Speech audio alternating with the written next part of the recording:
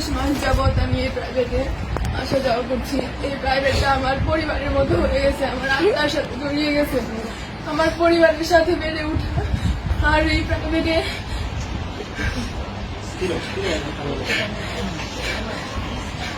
প্রাইভেটটাকে আমার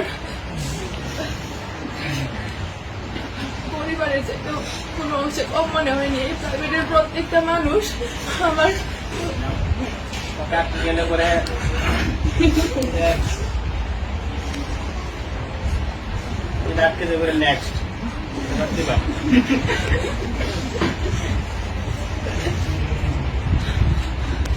আর আমাকে সমাজকর্মের সঙ্গে শিখাইছে যে কিভাবে নিজের লুকিয়ে থাকা প্রতিভাকে জাগিয়ে তুলতে হয়, কিভাবে স্বপ্নকে বড় করতে তুলতে হয়, নিজের প্রতিভাকে জাগিয়ে তোলার প্রেরণা জাগাইছে স্যার।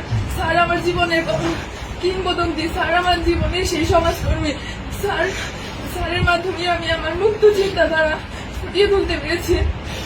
তাছাড়া স্যার আমি অনেক সময় অনেক বেয়াদবি করছি, যেগুলা হয়তো আমি বুঝতে পারি নাই, কিন্তু আপনার মেধা ওইগুলা ঠিকই ধরা পড়ছে।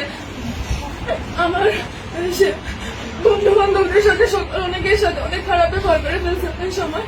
সবাই তোমরা আমার দৃষ্টিতে দেখবা। তাছাড়া মাফিয়া কুলি যদি তোরা আমার জীবনে অনেক ফ্রেন্ড ছিল, কিন্তু তোদের মতো কেউ হবে না রে।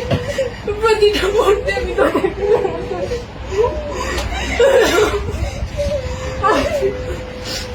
দীর্ঘ 12 বছর পড়াশোনা জীবনে অনেক স্যারের সাথে পরিচয় হয়েছে, অনেক বন্ধু বান্ধবের সাথে পরিচয় হয়েছে, কিন্তু শামীম স্যারের মতো কেউ হয়ে উঠতে পারেনি আজ পর্যন্ত। আর তোদের মতো ফ্রেন্ড আজ পর্যন্ত হয়ে উঠতে পারেনি। আমি ক্লাসের মধ্যে অনেক কথা কাউন্টার দিতাম যাতে অনেকেই বিরক্ত হতাম। সবাই আমাকে ক্ষমা করে দিও। আমার